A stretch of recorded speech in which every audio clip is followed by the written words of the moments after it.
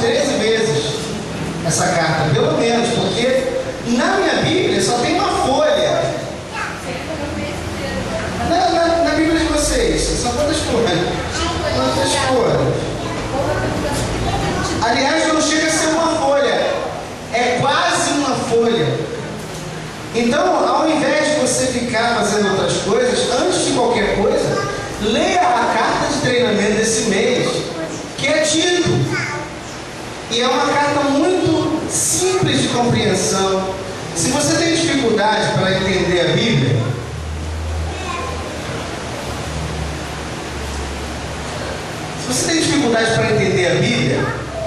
primeiro, você está orando pouco, né? Segundo, você está tendo pouca direção com o Espírito Santo. Mas ainda assim, se você orar e ainda assim não conseguir entender, compra essa Bíblia aqui, ó, Nova Bíblia Viva, que é uma Bíblia de facílima compreensão. E é bem baratinho, tá? Tem lugares vendendo a R$10. Olha que legal. R$10 é bom? É bom, né, gente? Muito legal. E esse mês nós estamos treinando, e o assunto desse mês é relacionamentos. Quem pode dizer aleluia? Aleluia! Quando você diz aleluia, você movimenta o ambiente. Então diz de novo. Aleluia! Aleluia! Muito bom. Gente, eu sei que quem estava aqui domingo participou de um banquete da palavra de Deus, e eu não posso deixar de repetir isso hoje, repetir isso domingo, repetir isso quarta que vem e sexta que vem, e até acabar o mês eu vou estar repetindo a mesma mensagem. E não se incomode com isso, porque a fé vem pelo ouvir, né? E ouvir a palavra de Deus. Quanto mais você ouvir, mais isso vai fixar lá no teu consciente, inconsciente, subconsciente, e isso vai ser bom para você. Então pega a sua Bíblia aí, abre ela na carta que Paulo escreveu a Tito. Isso. E eu vou ler, segundo a interpretação da Bíblia, Nova Bíblia Viva, e você vai me acompanhar aí. Amém? Quando você achar, dizer eu achei. Achei. Nós vamos hoje ler mais que o capítulo 1, né? Domingo a gente leu o capítulo 1, hoje a gente vai ler o capítulo 1 de novo e entrar no capítulo 2. E nós vamos treinar essa carta o mês todo. Olha que legal. Pastor, dá para treinar uma carta só, um mês inteiro? Dá para treinar a vida inteira. Muito bom. Vamos lá. Paulo começa essa carta dizendo: meu nome é Paulo, sou escravo de Deus, apóstolo de Jesus Cristo, fui enviado para levar fé àqueles que Deus escolheu e ensinar-lhe a conhecer a verdade de Deus, a verdade que transforma vidas, a fim de que tenham vida eterna, que Deus lhes prometeu antes do princípio do mundo. E Ele não pode mentir. E agora, em seu próprio e devido tempo, Ele revelou essa palavra para que eu anuncie a todo o mundo. Por ordem de Deus, nosso Salvador, eu fui encarregado de fazer essa obra para Ele. Escrevo a Tito, que é verdadeiramente meu filho, pela mesma fé que temos. Graça e paz de Deus, o Pai, e de Cristo Jesus, o nosso Salvador.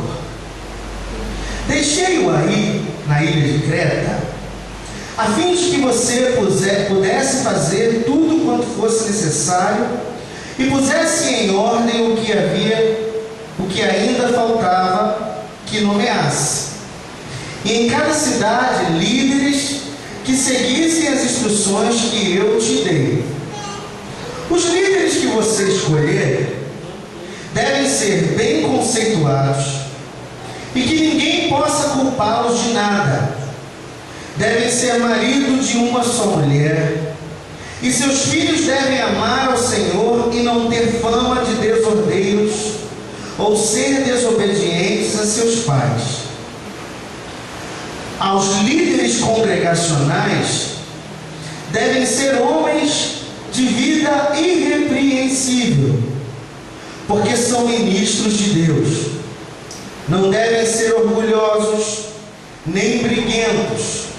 Não devem ter vício de bebida, nem ser violentos, nem ser gananciosos por dinheiro. Devem gostar de hospedar pessoas em sua casa e amar o bem. Devem ser homens sensatos e justos. Devem ter a mente pura e ser dotados de domínio próprio.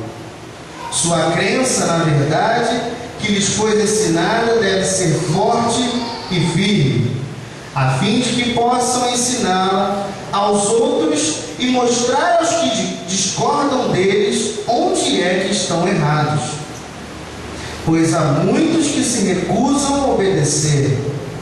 Isto é verdade, especialmente entre aqueles que dizem que todos os fiéis devem servir a lei. Eles não passam de faladores e enganadores, e é preciso fazer calar. Famílias inteiras já foram desviadas da graça de Deus. Estes mestres estão apenas atrás do dinheiro de vocês.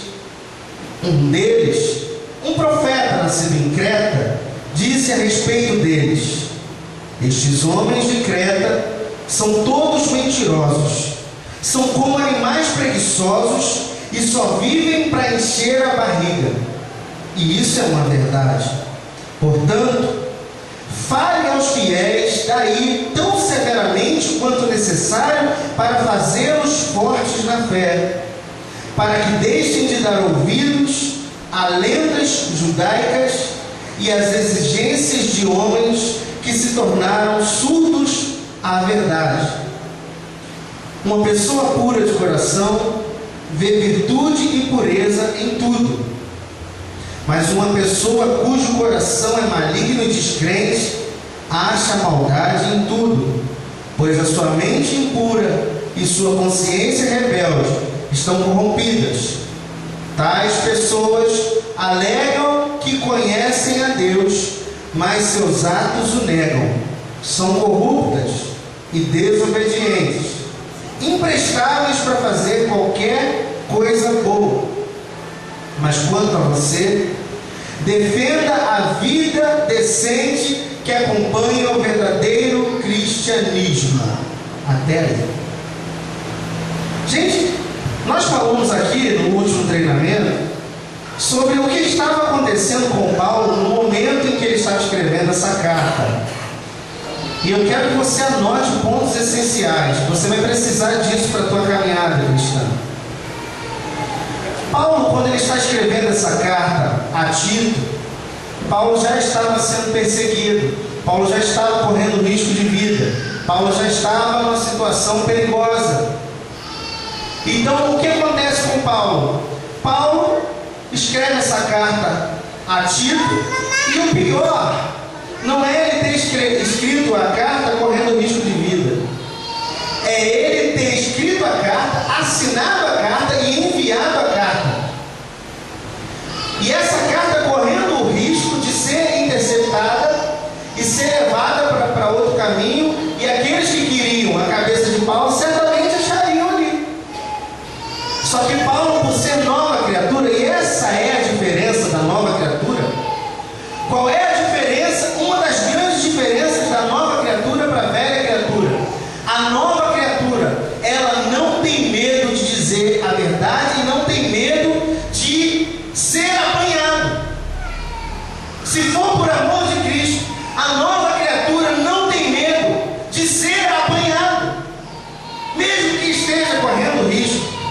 A nova criatura vai sempre dizer a verdade e nunca dirá mentira, nem para se poupar, nem para poupar ninguém. Quem está entendendo isso aí? Amém. Porque a verdade, dizer a verdade, assumir a verdade, viver uma vida completamente íntegra, faz parte de novo nascimento, gente.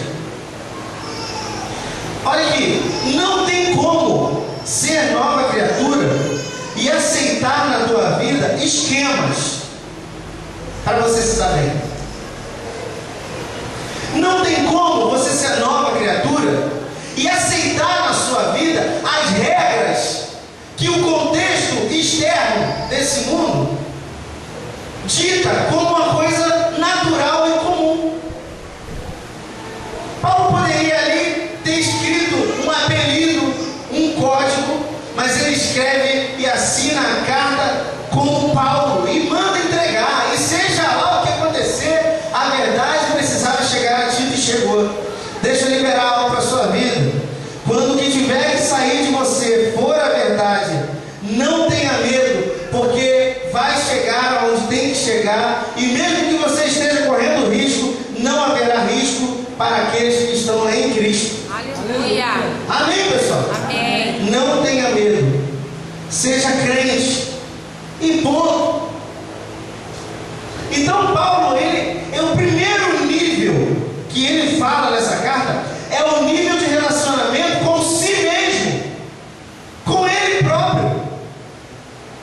Tem pessoas que não se relacionam nem consigo mesmo. Por quê? Porque elas não assumem a verdade que está dentro dela. Quando ela tem que dizer a verdade, ela diz algo que não é a verdade. Quando ela tem que assumir o contexto, ela assume algo que não tem a ver com o seu contexto. Sabe, tem pessoas que já fizeram tantas coisas ruins nessa vida, ou julgam ter feito tantas coisas ruins nessa vida, que não conseguem aceitar o perdão de Deus, porque elas próprias não se perdoam. Não se perdoam. E está sempre lembrando daquilo que fez, está sempre lembrando daquilo que aconteceu, está sempre lembrando do passado, está sempre lembrando das causas, está sempre lembrando dos problemas. Meu amigo, em nome de Jesus, a primeira libertação que essa palavra traz para a sua vida é: você não é mais aquela pessoa. Aleluia. Você não é mais aquele tipo de pessoa. Agora você está em Cristo. Você agora tem nome, sobrenome e herança. Aleluia. E você é digno de receber, sim, todas as coisas de Deus. Você é digno, sim. Eu não estou falando de questão de merecimento. Nenhum de nós merecemos, mas fomos dignificados através do sangue de Jesus. Então, quando você tiver que enviar uma carta de Deus, seja lá para onde for, não tenha medo do risco que você vai correr, porque o Senhor é quem te capacita, e é o Senhor quem te levanta, e é o Senhor quem te envia. Amém, Amém, pessoal? E depois Paulo fala assim: eu sou esse Paulo que está correndo risco, eu sou esse Paulo, mas além de ser quem sou, eu sou escravo de Deus. Escravo de Deus. Ele coloca o Pai como seu dono nessa situação. Em outras palavras, ele diz: eu fui comprado por Deus. Aleluia. Porque escravo não se dá, não se troca, escravo se compra. E ele diz: olha, eu fui comprado por Deus, eu fui tomado por Deus, eu sou dele e ele é meu dono. Aleluia. O relacionamento que ele tinha com o Pai é revelado aí, é de dono. Deus é o dono de Paulo. Escravo, nesse caso, é claro que eu estou repetindo tudo que eu falei domingo, eu vou chegar ainda no segundo ponto, mas não tem problema, vai sair coisa nova aí para você. O grande problema da igreja hoje é que ela vê Deus como alguém que não teve a capacidade de fazer algo por ela. Deus teve mais que capacidade de fazer algo pela humanidade. Ele comprou a humanidade. Ele comprou. Olha aqui. Deus tem direito legal sobre você. Querendo você ou atenção, você é dele. Agora, quem precisa assumir esse relacionamento não é Deus, é você. O escravo, na época em que Paulo escreveu isso aqui, o escravo ele tinha validade. Então o escravo, quando ficava velho ou tinha algum problema físico, então o dono não precisava ficar com ele. E ninguém ia comprar aquele escravo mais. Porque aquele problema ou aquela velhice não serviria mais para ninguém. A única coisa que o dono podia fazer é libertar aquele escravo. E aí sim, o dono daquele escravo tinha uma opção. Ou ficava com aquele escravo como alguém que agora faria parte da sua família, ou mandava ele embora para que ele seguisse seu rumo. Caso o escravo tivesse um relacionamento com o dono, certamente o dono o libertaria da escravidão, porque ele não serve para estar na escravidão, mesmo estando comprado, mas para fazer parte da sua família. Aleluia! Em outras palavras, o que eu estou dizendo para você é: quando Deus comprou você, irmão, você já não servia mais para nada. Você está pegando isso aí? O que o mundo estava, o que a mentalidade do mundo estava fazendo com você era simplesmente abrir a porteira para você morrer. Porque o escravo não tem herança, o escravo não tem dinheiro, o escravo não tem terra. O escravo vai embora e morre. Era exatamente o que o mundo estava fazendo com você. Usou você, e a porteira estava aberta para que você morresse. O que Deus fez? Comprou você do mundo pelo preço de sangue e fez você com todos os teus defeitos, com todas as tuas fragilidades, com todos os teus problemas, com todas as tuas deficiências e amputações. Deus pegou você e assumiu você como parte da família dele. Aleluia. E é por isso que Paulo está dizendo: o meu relacionamento com Deus é desse escravo livre que foi assumido por ele e ele me assumiu como alguém da sua família. Caramba! Glória a Deus. É bom você dar glória a Deus mesmo, porque esse negócio é punk. Depois ele diz assim: além de ser quem sou, além de ter relacionamento com Deus, eu sou apóstolo de Jesus Cristo. Eu tenho relacionamento com Jesus Cristo. A palavra apóstolo quer dizer enviado, mensageiro, carteiro, embaixador. Alguém que não tem terra própria, mas vai para uma terra anunciar a sua terra. E agora? Alguém, é mais ou menos isso aqui. Se a presidente Dilma me fizer embaixador do Brasil, o Brasil é meu? Não, eu sou do Brasil. O Brasil não é meu, eu sou do Brasil. Então eu saio daqui como embaixador, vou para outra terra, fundo a embaixada brasileira em outra terra, e naquele lugar eu tenho terra. Esse é o que Paulo está dizendo. Eu não tenho nada, mas eu tenho tudo. Porque quem tem é quem me envia, Jesus Cristo. Aleluia. Esse é o relacionamento de Paulo e Cristo. Que relacionamento é esse, pastor? Ele aceitou o chamado. O relacionamento do homem com o Pai, com Deus, é um relacionamento de chamado para fazer parte da sua própria vida, da vida de Deus, do Zoe. E o relacionamento de Jesus Cristo é um chamado para a aceitação desse primeiro chamado. É a redenção perfeita, é a salvação perfeita. Jesus Cristo não veio na terra só simplesmente para nos levar para o céu. Ele veio na terra como embaixador do céu. E criou a sua embaixada aqui, e ele conseguiu expandir esse reino, que continua se expandindo. Diz a palavra que esse reino crescerá para sempre. E aí Paulo vai, e além de dizer isso, cadê? Aqui. Então ele diz: olha, eu estou escrevendo a Tito. E quem é Tito? alguém que verdadeiramente possa fazer o que Deus fez comigo. Olha só, pega aí para você. Assim como Deus assumiu Paulo, e Paulo assumiu Cristo, agora Paulo assumiu Tito, e Tito assumiu Jesus. Você está entendendo isso aí? Ué, e Deus não assumiu Tito? Sim, mas Paulo aprendeu com Deus como que se vive no reino. É sempre trazendo para si aqueles que são de Deus. Isso é muito legal. Alguém diz aleluia aí? Aleluia.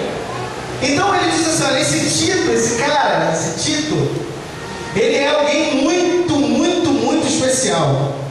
Porque ele tem a mesma fé que eu tenho, no mesmo nível que eu tenho, e ele pensa como eu penso, e nós juntos somos um só. Sabe, queridos, 2 Coríntios capítulo 7, Paulo está nesse nível de tribulação, de perseguição. Ou você pensa que homem de Deus não fica cansado? Ou você pensa que a pessoa de Deus, ela não fica precisando beber água? A pessoa de Deus, o enviado de Deus, pessoas como o apóstolo Paulo, tinha momentos em que precisava deitar e dormir. Mas como que se dorme se existe uma obra que não pode parar? Quem está pegando isso aí?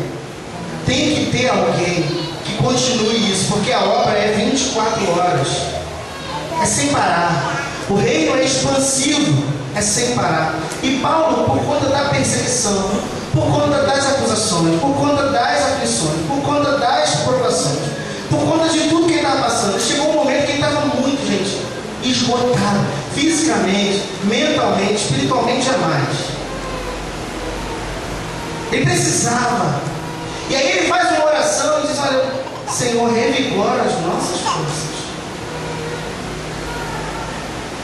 Eu estou usando a minha palavra, mas você vai ler, você vai entender o que está escrito lá. Olha, Senhor, eu preciso de nova força. Aí você vê a alegria de Paulo quando ele diz, chegou Tito, e quando Tito chegou, nós fomos renovados. Olha que legal isso.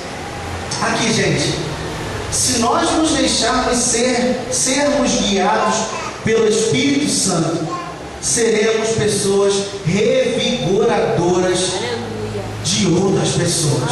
Aleluia. Eu não estou falando supridores de carência. Não estou falando disso. Eu estou falando revigoradores.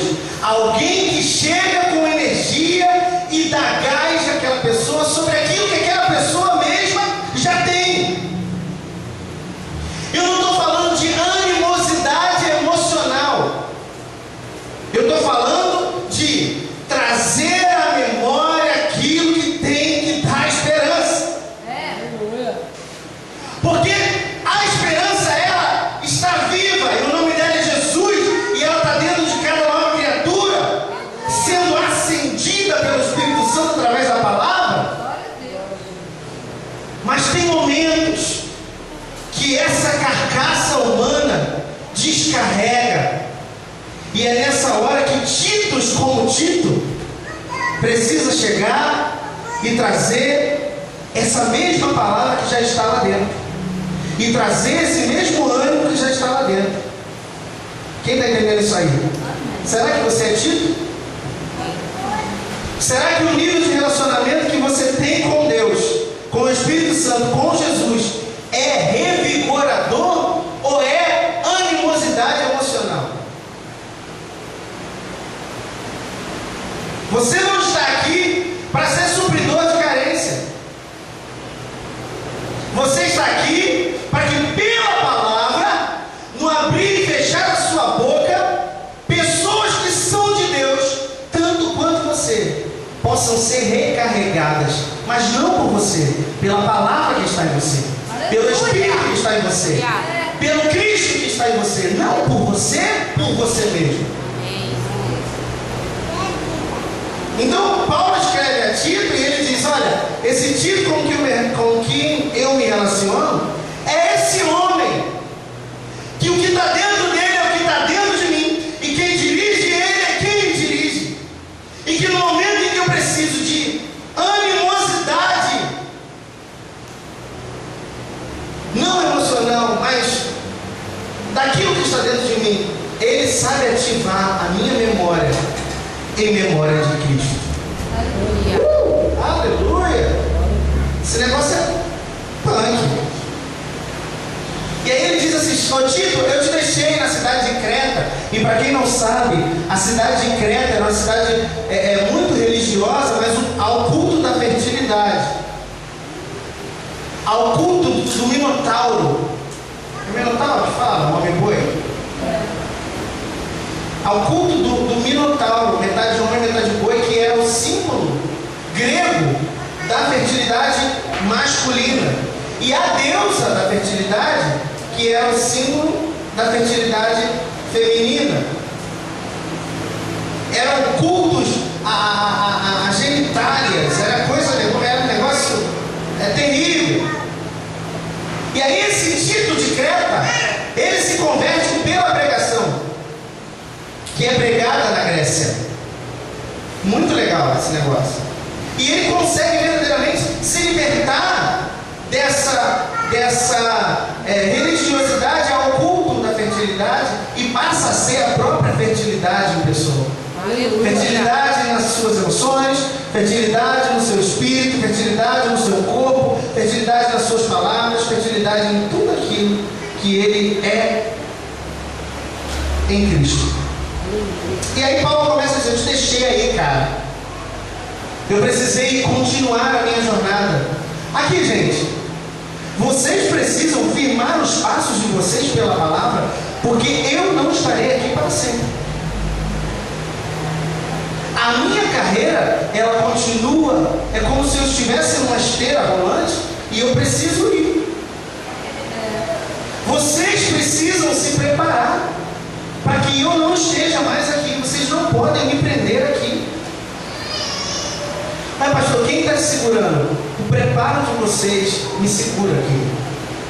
Mas na hora em que vocês estiverem tidos, então eu saio de Creta e vou para outro lugar. Você está entendendo? Foi isso que Paulo fez com Tito. Tito, eu te deixei aí porque nós não estamos juntos porque estamos fisicamente unidos. Estamos juntos porque estamos em fé unida. Paulo continuou dando ordenanças para Tito dirigir a cidade da Grécia, ali em Creta, mais longe. E ele diz, eu te deixei aí para fazer o que eu não terminei, eu te deixei aí, você sabe o que fazer. Existem igrejas que foram formadas aí, e você precisa colocar nessas igrejas líderes que sejam no caráter de líder. E você precisa desmistificar a igreja desse culto de fertilidade que existe aí. Esse papel é com você, Tito, com o teu relacionamento com Deus, com o teu relacionamento consigo mesmo, com o teu relacionamento com Cristo, com a direção do Espírito Santo na sua vida. E aproveitando isso, quero pegar o gancho e vou dizer para você, não dê um passo que o Espírito Santo não diga sim. Não faça das suas vontades o objeto da sua fé. Quem está entendendo o que eu estou falando? Ah, estou com vontade de fazer isso, eu vou fazer pela fé. Ó, não é por aí. Ah, estou com vontade de fazer aquilo, eu vou fazer isso pela fé. Não é assim. Eu preciso ouvir dentro de mim o Espírito dizendo, faça pela fé. E aí ele vai dizer, e aí você vai fazer, e aí vai dar tudo certo. Quem está entendendo? Amém. Então Paulo ele começa a dizer, olha, vai organizando, você já sabe como que organiza, você já sabe como que trabalha, vai fazendo na direção dispersando. Vai mantendo a tua mente no lugar. Não se deixa levar pelo engano das coisas, das pessoas que se dizem experientes, que estão por aí. Quem está pegando? Vou dizer de novo, não se deixe levar pelas pessoas que se dizem experientes e que estão por aí. Se você tem que se deixar levar, se deixe levar pela palavra. Amém. Pela vida direcionada com o teu Deus.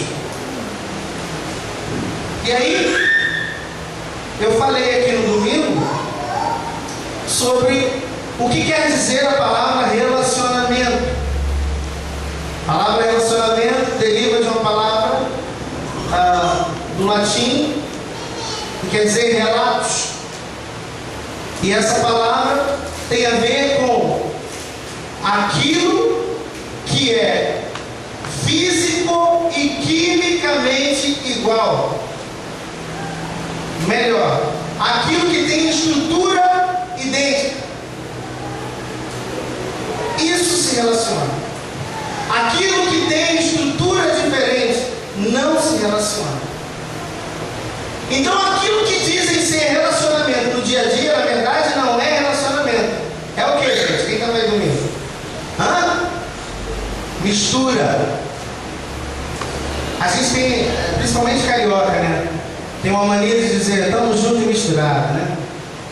É legal. Estar misturado é legal, não é ruim. Só não é suficiente. Porque nós precisamos estar relacionados. Na mesma linha. Na mesma lista. Na mesma cor. No mesmo padrão. No mesmo caminho. Se um está dando um passo à direita, o outro está dando o mesmo passo à direita. E assim vai. Isso é relacionamento. Então, existe uma palavra que é homogeneização, ou homogenitura, ou homogeneidade, que quer dizer estruturas idênticas juntas. Os homogêneos se confundem. Os homogêneos se confundem. Aqui, eu dei o exemplo da farinha, vou dar de novo. Se você pegar a farinha de mandioca e misturar num saco com farinha de trigo, no fim das contas o saco vai ser de quê? Farinha. Se você pegar um saco de farinha de trigo e misturar num saco de farinha de milho, no final das contas o saco vai ser de quê? Farinha. Porque farinha é farinha, estrutura idêntica. Isso é homogeneidade, homogenitura. Estrutura idêntica. Relacionamento é esse saco de farinha. É como esse saco de farinha. Se você pegar água suja e água limpa e colocar no recipiente, o que é que você vai ter? Qual é o produto final? Água. É isso, gente. Se você triturar carne de boi com frango, no final das contas você tem o quê? Carne. Estrutura idêntica. Isso é relacionamento. E o que é mistura? Se você pega a farinha de trigo e mistura com água, no final, qual vai ser o resultado? Nem farinha, nem água. Uma outra estrutura se forma quando a coisa é diferente. Você está entendendo? Eu já vou entrar no assunto de hoje, mas deixa eu continuar no feedback. Se você pegar óleo e misturar com água, qual vai ser o produto final? Uma solução bifásica, né? que se misturam, mas logo se separam. Tudo que se mistura, logo se separa. Tudo que se mistura tende a estrutura ou rachar, ou quebrar, ou apodrecer, ou se estragar. Você pode até começar misturado, mas se você tem um objetivo final, você tem que se relacionar. Você pode até começar misturado, mas no final, ou você se relaciona, ou a estrutura que se forma nessa mistura não vai dar certo. Aqui, quando você mistura um saco de farinha com outro saco de farinha, ela pode ficar ali o resto da vida que ela vai continuar sendo farinha. Não é isso, gente? Mas se você mistura farinha com água e você deixa aquela estrutura, ou ela vai virar um troço ressecado no final, ou ela vai virar uma coisa, não sei, ela vai se estragar. Ela vai se estragar. Sabe por quê? Que homem com mulher dá neném? Porque são estruturas idênticas. Sabe por que homem com homem não dá neném? Porque são estruturas diferentes. Quem está pegando?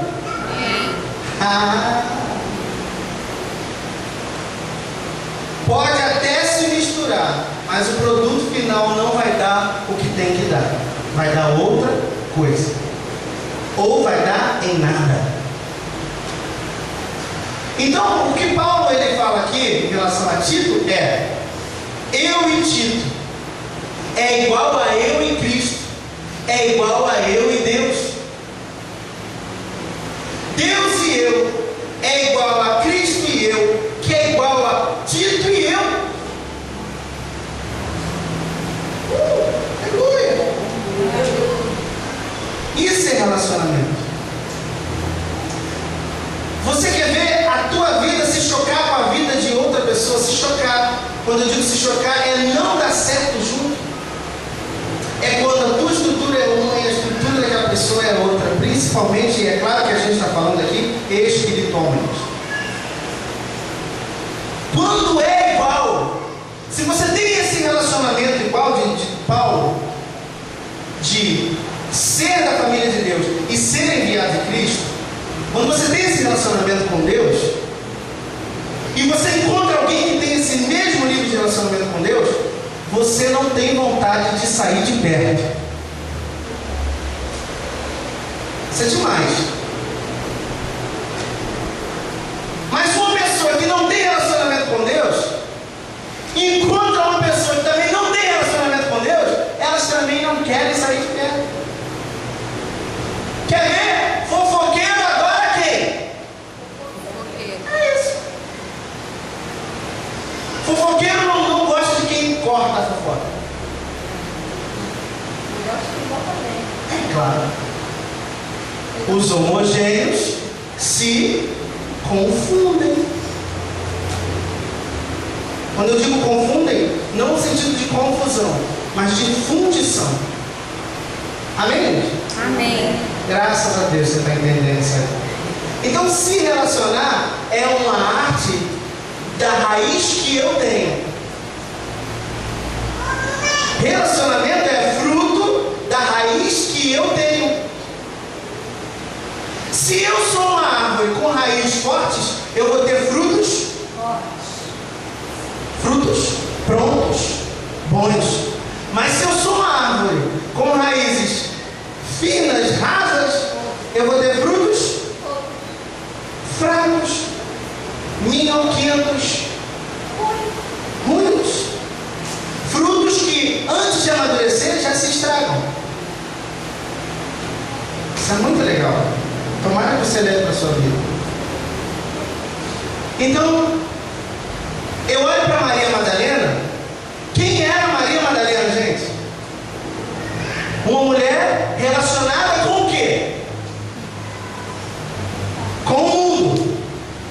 Ela não era misturada com o mundo. Ela era relacionada. Ela se dava bem com o mundo. Quem está se dando bem com o mundo, está relacionado com o mundo. Está com a mente no mundo. Está com a vida no mundo. Está com o espírito no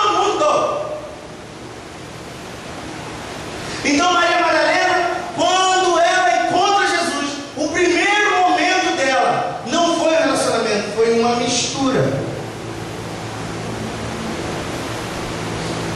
Todo primeiro momento da nova criatura é se misturar com Cristo. E conforme ela vai recebendo da estrutura de Cristo, ela vai perdendo da estrutura dela, e aí ela vai se tornando a estrutura idêntica a Cristo, e ela deixa de ser misturada e passa a ser relacionada. Experimenta fazer essa experiência. Pega um copo de óleo, enche ele de óleo e deixa só um centímetro sem encher. Coloca ele embaixo de uma torneira. Uma torneira densa. O que vai acontecer com o óleo? Vai dar lugar a quem?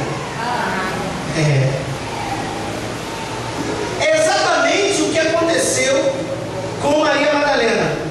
A quantidade ou o tamanho da estrutura que você tem nunca será maior que o tamanho da estrutura que Deus tem. Então a estrutura de Deus é o que vai substituir a tua estrutura para você deixar de ser misturado e passar a ser relacionado com Deus. Casal que dá certo, marido e mulher. Casal que dá certo. Sabe por que dá certo? Porque eles perdem a sua própria estrutura e assumem uma estrutura do outro e formam a mesma estrutura. Eles deixam de ser misturados, diferentes, e passam a ser idênticos. É incrível. E quando alguém está relacionado com o outro, por exemplo, quando alguém me encontra, geralmente, ninguém pergunta como é que você está. A primeira coisa que as pessoas perguntam é: cadê a Rosa? Você está entendendo? Quando você está relacionado com uma situação, a primeira coisa que as pessoas vão ver em você não é você, é o que está relacionado a você. Aleluia. Diz aleluia. Aleluia. Logo, se a minha relação com Deus é o que aconteceu com Maria Madalena, eu era uma mistura e eu me tornei relacionado com o Pai. Logo, Maria Madalena se torna uma apóstola lá na frente, uma seguidora incansável de Cristo, alguém que não se troca mais, não troca Deus mais pelo mundo, já está relacionada, já está falando como Ele, já está pensando como Ele, já está produzindo e reproduzindo como Ele. Se o que acontece comigo é o que aconteceu com Maria Madalena, as pessoas quando olharem para mim, elas não vão me medir por mim, elas vão me medir por Deus. Então, quando elas cobrarem alguma coisa da minha postura nessa terra, elas não vão cobrar com o relacionamento que eu tinha no mundo, elas vão cobrar pelo relacionamento que ela acredita que uma pessoa possa ter com Deus. Você está entendendo isso aqui? Então, quando alguém se converte, alguém que está relacionado com o mundo se converte, e ele deixa aquele grupo e ele passa agora a estar relacionado com Deus, as pessoas que estão aqui, elas dizem assim: um dia eu vou, um dia vai ser minha vez. Oh, aleluia. Ah, que bom, fulano converteu, um dia eu chego lá. Ou vai dizer assim: daqui a pouco ele volta. E aí vai depender de que estrutura eu sou, relacionado ou misturado, para que possa eu dar uma resposta àquelas antigas relações que eu tinha. Pegou? Amém. Então, Paulo, gente, é muito sério essa questão de você ser de uma família, ser de uma igreja, ser de um casamento, ser de uma escola, ser de um grupo. É muito sério, porque você não responde por você, você dá respostas acerca da relação que você tem. Você lá fora dá resposta pela igreja que você faz parte. Isso é terrível. Mas isso é assim que tem que ser. E aí Paulo ele fala a Tito, eu escrevi algo aqui na minha folhinha.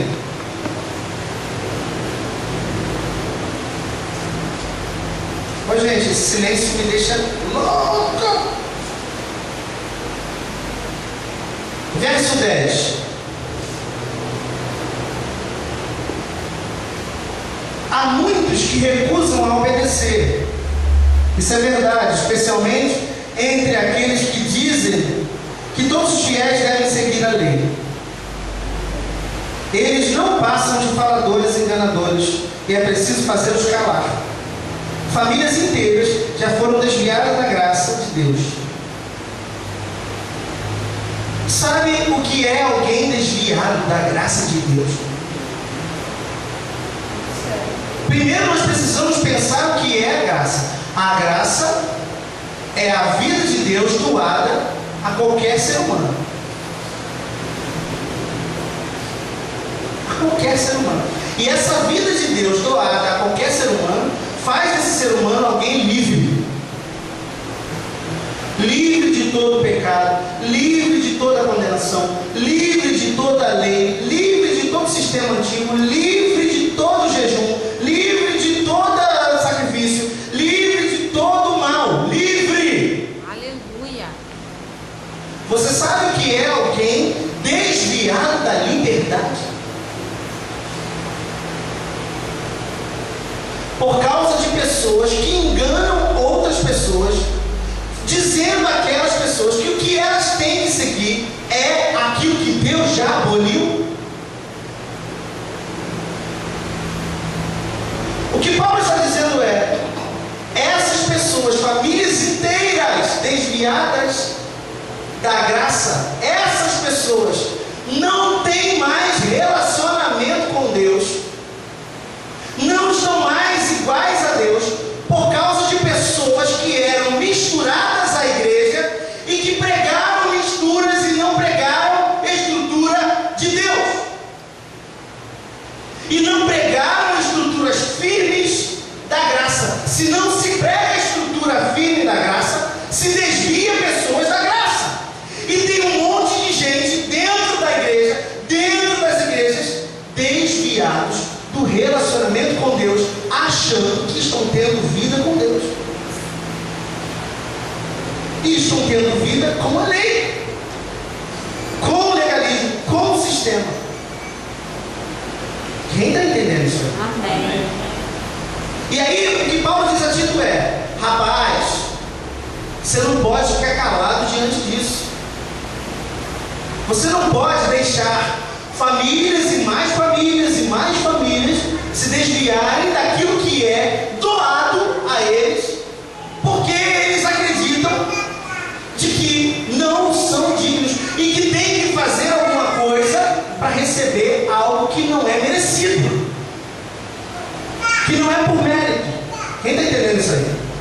Isso é forte, né, gente? Isso é muito forte. E Paulo fala assim: esses mestres estão atrás do dinheiro.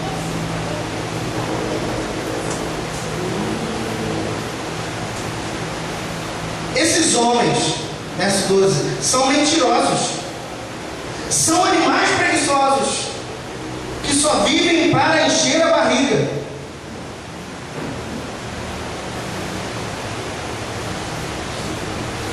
Uma coisa que eu observo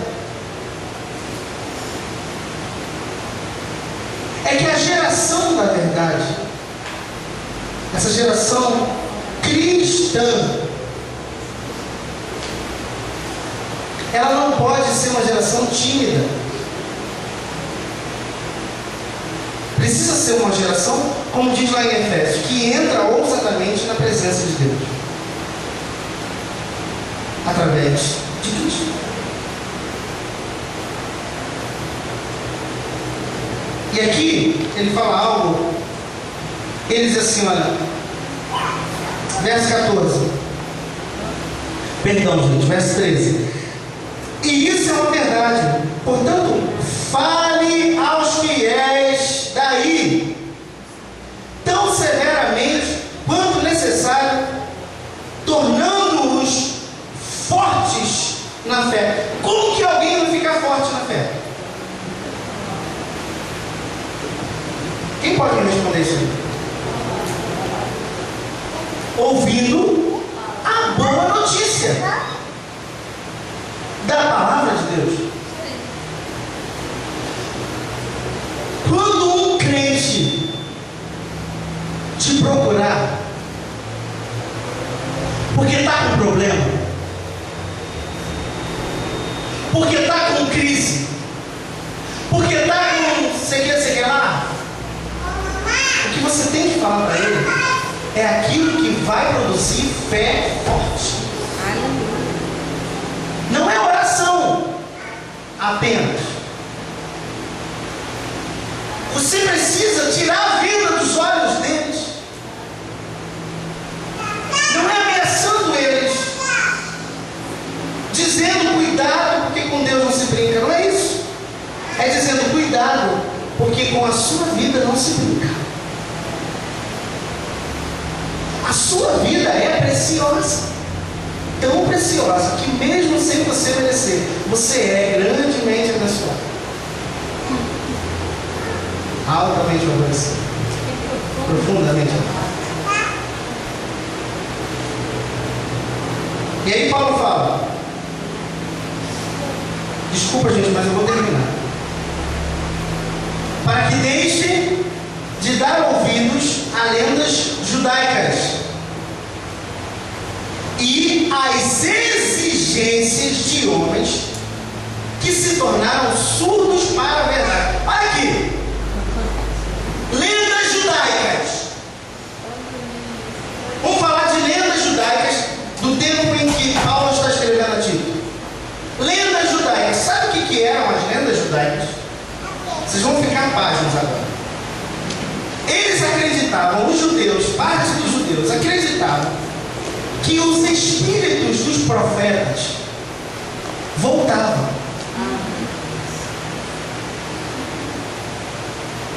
Espírito de ser humano como eles voltava e revelava e dizia o que tinha que ser feito.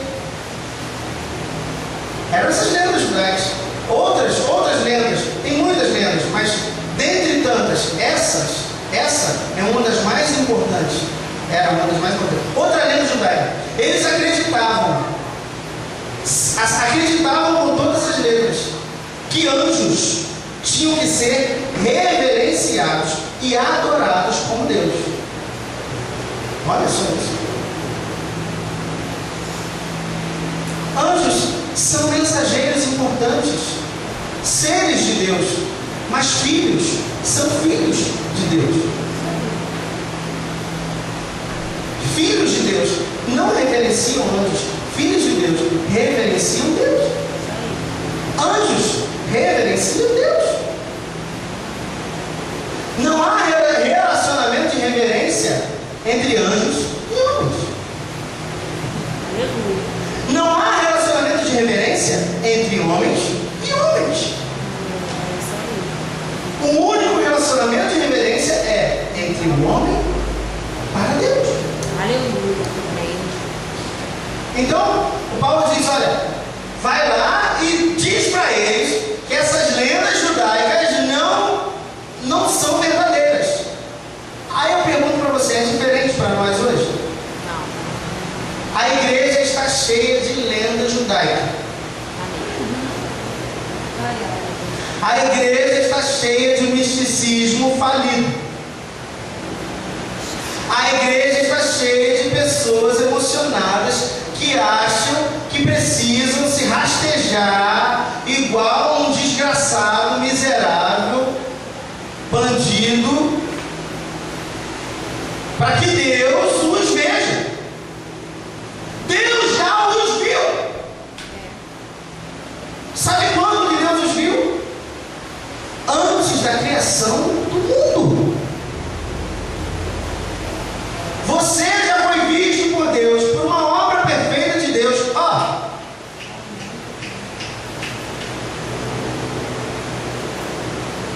E Paulo diz isso aqui, ele diz assim, olha, eu fui escolhido por Deus para dizer aos que não sabem que são salvos, que eles são desde antes de existirem.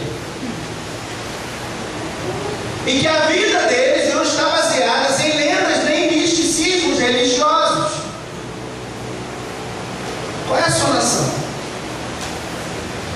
BR, né, gente? Brasil.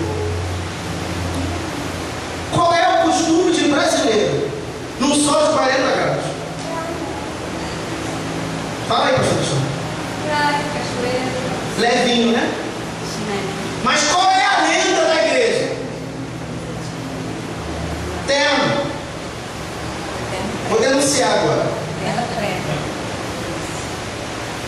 Você está entendendo, gente? Precisamos ter discernimento do que é Bíblia e do que não é Bíblia. Melhor, precisamos discernir o que é Evangelho, o que é boa notícia de Deus e o que nada é.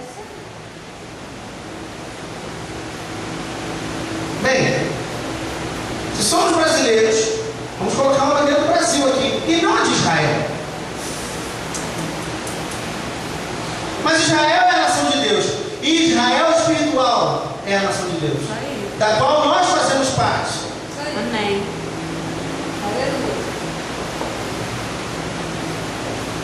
A Bíblia diz que somos templo do Espírito Santo. Nós não vamos nos dobrar a uma arca de latão.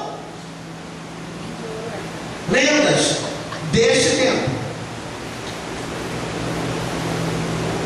Pastor, mas você já fez muito isso. Verdade, já fiz. Já fiz. Mas eu achava que estava fazendo certo. Até que descobri que não.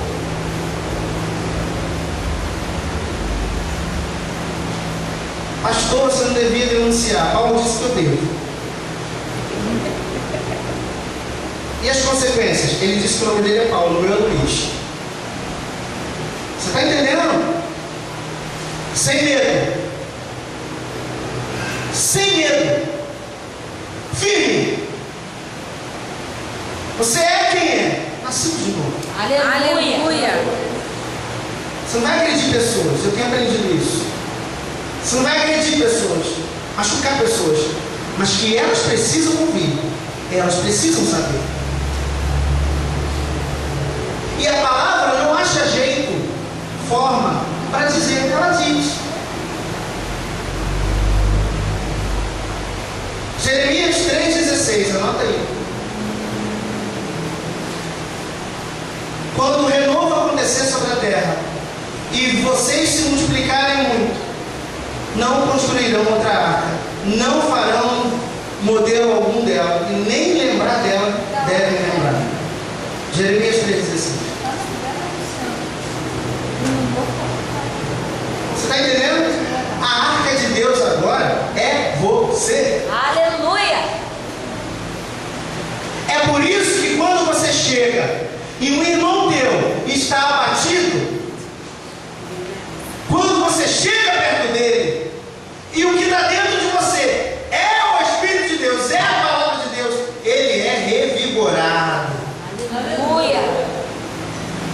Porque a estrutura de vocês é essa. Mesmo. E aí Paulo diz assim, há exigências de homens que se tornam surdos à verdade. Você conhece pessoas que acham que estão na pura certeza da verdade, porque foi ensinado sobre verdades que na verdade são inverdades, ou quase verdades. Você conhece pessoas que estão tão iludidas, dizendo que estão servindo o Evangelho, e na verdade elas estão servindo a exigências de homens.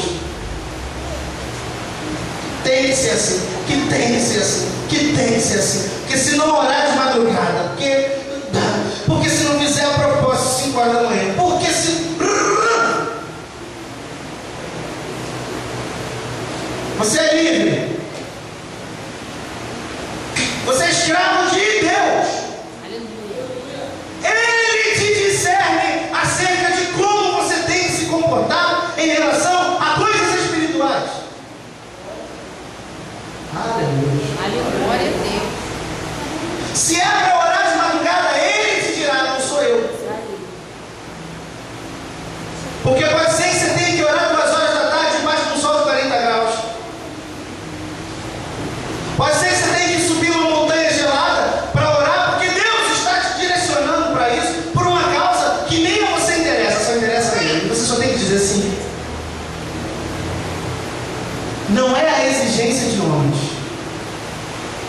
discernimento do Espírito. Aleluia. Aleluia. E aí Paulo fala sobre coração puro. Vocês me desculpam orar, mas eu preciso concluir. Paulo fala sobre homens que possuem um coração puro. Esses homens que possuem um coração puro, primeiro eles observam o que é puro. Coração puro, espírito puro. Espírito só é puro quando é purificado pela palavra. O espírito só é puro quando ele recebe discernimento e o Espírito Santo passa a ser um com ele. Não tem como ser cristão e não ter vida de oração.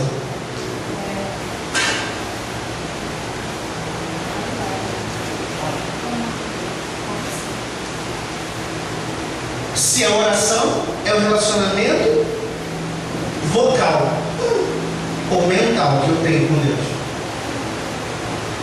não tem como eu viver de receber oração. Meu espírito tem que ser puro. E ele só será puro se eu estiver relacionado com Deus. Aí ele fala: mas existem homens que o coração é maligno. Ou seja, o espírito é tão maligno que está relacionado ao que é maligno. E ele diz: esses homens são descrentes, acham maldade em tudo, sua mente é impura, sua consciência é rebelde. E tais pessoas alegam que conhecem Deus, dizem que conhecem Deus, mas as suas atitudes não dizem isso. Aí ele termina o texto dizendo: mas quando você defenda a vida decente. Fulano botou gato, eu vou ter que botar também, porque não dá para ficar pagando R$300 de luz. 400, 500. Eu vou queimar uma fase aqui, porque fase queimada não é gato. É gato não, é leão. Atenção, tripulantes dessa embarcação. Se na tua casa tem gato, o devorador está comendo tua vida.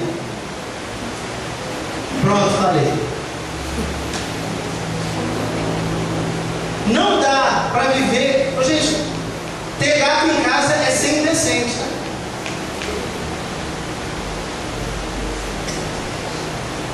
Aí eu fico vendo um monte de crente com gato em casa.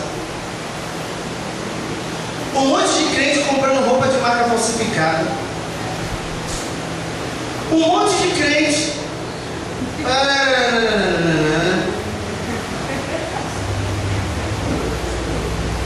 comprando DVD pirata no... Coleção. Pois é, mas aí, né? Chega lá. Então, o que Paulo está dizendo? Defenda a vida decente a qualquer custo. Cá entre nós, gente. Cristo, sabendo que gato é roubo, acho que na casa dele ele ia permitir ter um gato? Fala para mim. Sabendo que, vamos falar de Cristo, sabendo que pirataria é roubo, você acha que ele assistiu 300 a Odisseia? Pirata? Vamos nos avaliar, gente. Sabe por quê? O diabo faz você ser ilegal para depois te fazer strike em você.